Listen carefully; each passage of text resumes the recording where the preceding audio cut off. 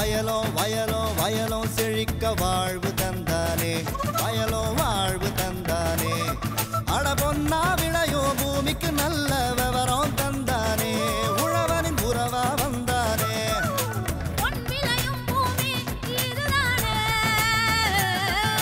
வயலோ வயலோ வயலோ செழிக்க வாழ்வு தந்தானே, வயலோ வாழ்வு தந்தானே. அட பொன்னா விளையோ பூமிக்கு நல்ல விவரம் தந்தானே, உழவனின் உறவா வந்தானே. தந்தன தந்தன தன தந்தானே, மண்ணள பொங்கிட துணை வந்தானே. தந்தன தந்தன தன தந்தானே, மண்ணள பொங்கிட துணை வந்தானே. வணக்கம் வேளாண் பெருமக்களே, இன்றைய பொன் விளையும் பூமி நிகழ்ச்சியில் உங்களை சந்திப்பதில் மிக்க மகிழ்ச்சி.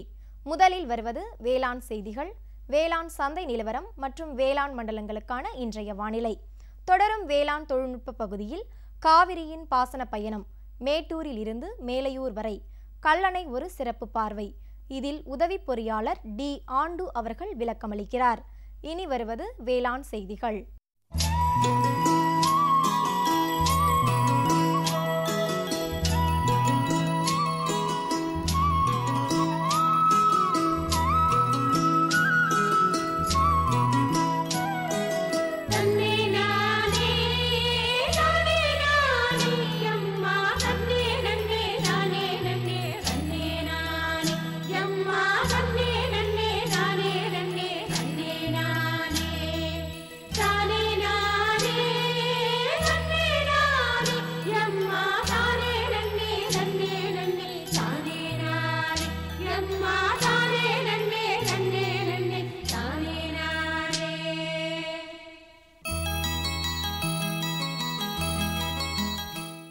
மேட்டூரில் இருந்து 220 கிலோமீட்டர் தூரத்திலும் திருச்சி மாநகரில் இருந்து சுமார் 20 கிலோமீட்டர் தூரத்திலும் அமைந்துள்ளது கல்லணை.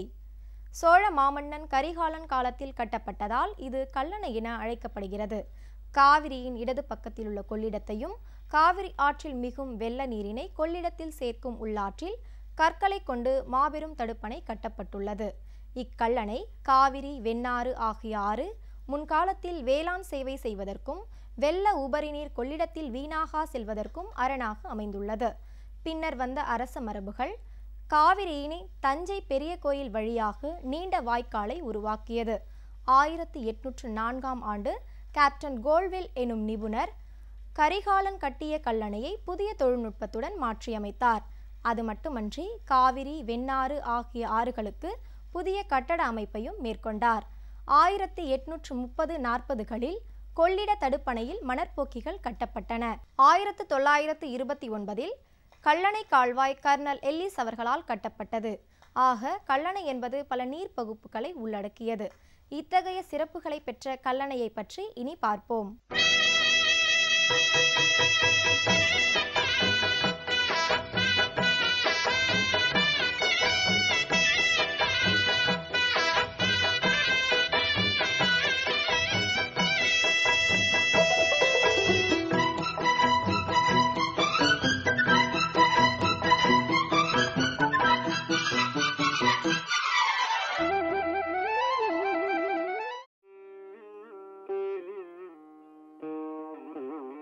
திருச்சி மாவட்டத்தின் மேற்கே முக்கொம்பு எனும் இடத்தில் கொள்ளிடம் வடக்கு தெற்கு எனவும் காவிரியாகவும் பிரிந்து திருவரங்கம் எனும் தீவுக்கு வடக்கு தெற்காக ஓடியும் கல்லணைக்கு வந்து சேருகிறாள் காவிரி தாய். காவிரியின் இடது கரையில் ஓடும் கொள்ளிடம் ஒரு காலத்தில் காவிரியின் நீர்ப்பெருக்கத்தால் உள்ளாறு எனும் ஆற்றின் வழியாக மிகுந்த நீரினை பெற்று வடகிழக்காக ஓடி வங்கக் கடலில் வீணாக கலக்கின்றாள். இதனை தடுக்கும் பொருட்டு கிபி 2ஆம் நூற்றாண்டில் சோழ பேரரசன் கரிகாலன் இவ்வுள்ளாற்றிற்கும் காவிரியின் கரைக்கும் இடையில் வடகரையில் மாபெரும் கற்களை கொண்டு மண்ணணை ஒன்றினை அமைத்து கொள்ளிடத்தில் விடும் நீரின் போக்கினை காவிரிக்கும் வெண்ணாறுக்கும் திருப்பி தஞ்சை டெல்டா முழுமையும் பாசனம் பெற அமைத்தான். அதன் வரலாற்றினையும் கல்லணையின் சிறப்புகளையும் இவ்வணையின் உதவி பொறியாளர் திரு தே ஆண்டு அவர்கள் கூறுகிறார். விவசாய பெருங்குடி மக்களுக்கு எங்களுடைய அன்பான வணக்கங்கள். காவிரியை பற்றி ஒரு சின்ன குறிப்பு. காவிரி கர்நாடக மாநிலம் குடகுமலையில் பிரிந்து சேலம், திருச்சி, தஞ்சாவூர், திருவாரூர் மாவட்டம் வழியாக கடலில் கலக்கிறது. சுமார் 200 கிலோமீட்டர் இது ட்ராவல் பண்ணுது. மொத்தம் இந்த மாவட்டங்களில் சேர்ந்த 12.3 லட்சம் ஹெக்டேர் நிலங்களுக்கு பாசன வசதி அளிக்கிறது. கல்லணை வந்து மேட்டூரிலிருந்து 210வது கிலோமீட்டரில் அமைந்துள்ளது. கிபி 2ஆம் நூற்றாண்டில் சோழ மன்னன் கரிகால சோழன் பாசன நீர் வீணாக கொள்ளிடத்தில் கலப்பதை தவிர்க்கும் பொருட்டும் டெல்டா மாவட்டங்களுக்கு பாசன வசதி ஏற்படுத்தும் வகையிலும் காவிரியும் கொள்ளிடத்தை இணைக்கும் உள்ளாற்றின் குறுக்கே ஒரு கல்லாலும் களிமண்ணாலும் அணையை கட்டினார். அதனால் இப்பகுதிக்கு கல்லணை என்று பெயர் வந்தது. கல்லணையிலிருந்து காவிரி ஆறு பிரிந்து தஞ்சாவூர், நாகப்பட்டினம் மாவட்டங்களுக்கு பாசன வசதி அளிக்கிறது. இதனுடைய பாசன பரப்பு 4.5 லட்சம் ஏக்கர். அதே போலவே வெண்ணாறு பிரிந்து வெண்ணாறு தஞ்சாவூர், திருவாரூர், நாகப்பட்டினத்தில் சென்று கலக்கிறது. இதோட ஆயக்கட்டு வந்து 4.94 லட்சம் ஏக்கர்.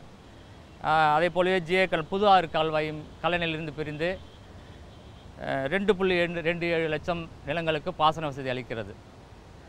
வெள்ளக்காலங்களிலும் காவிரி, வெண்ணாறு, புதாறு பாசன நீர் தேவையில்லாத காலங்களிலும் இவ்விடத்திலிருந்து உள்ளாற்றின் மூலம் கொள்ளிடத்துக்கு தண்ணீர் திருப்பிவிடப்படுகிறது.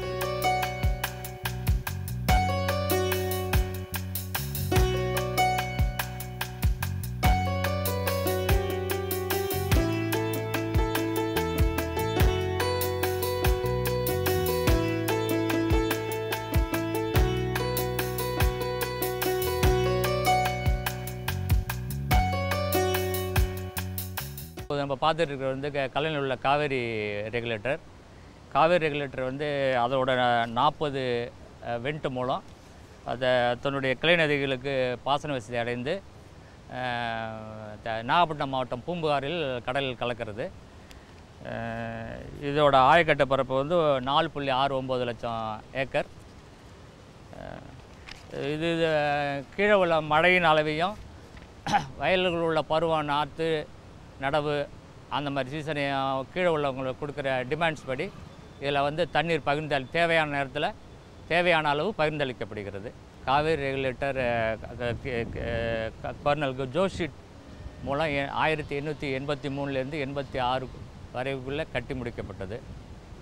இது 4.69 லட்சம் ஏக்கர் நிலங்களுக்கு பாசன வசதி அளிக்கிறது.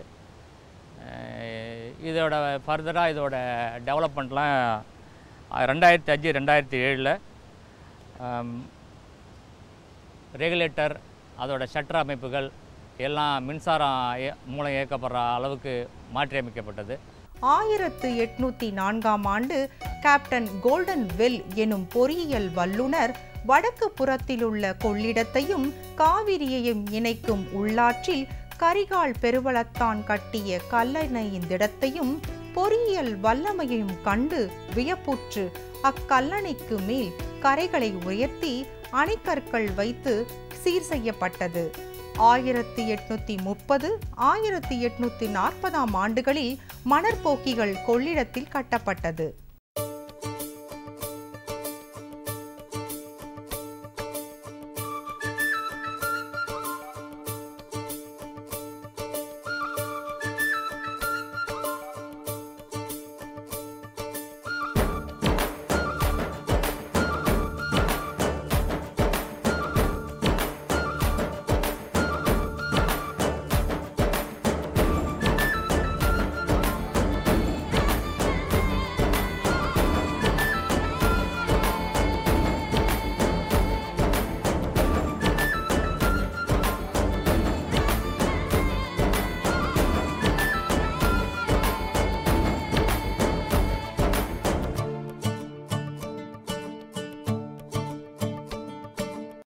கல்லணையில் நம்ம இடது பக்கம் பார்த்துட்ருக்கிற இடம் வந்து கொள்ளிடம் ரெகுலேட்டர். இதோட அடிப்பகுதி வந்து கிபி 2ஆம் நூற்றாண்டில் சோழ மன்னன் கரிகால சோழனால் களிமண்ணாலும் கற்களாலும் கட்டப்பட்டது. அதனால தான் இந்த இடத்துக்கு கல்லணைன்னு பெயர் வந்தது.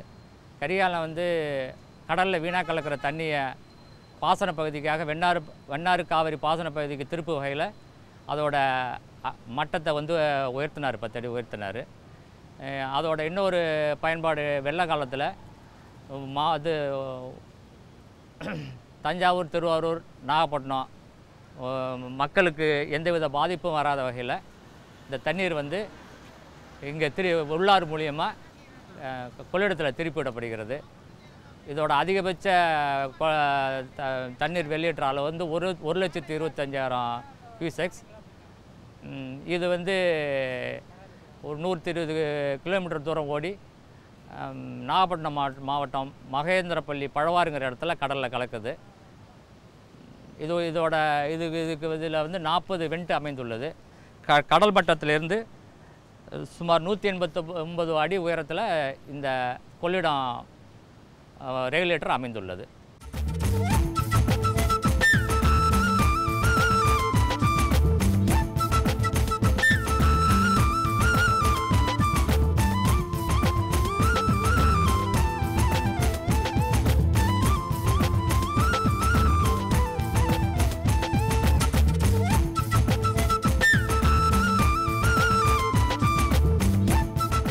காவிரியின் பாசன பயணம் தொடரும்.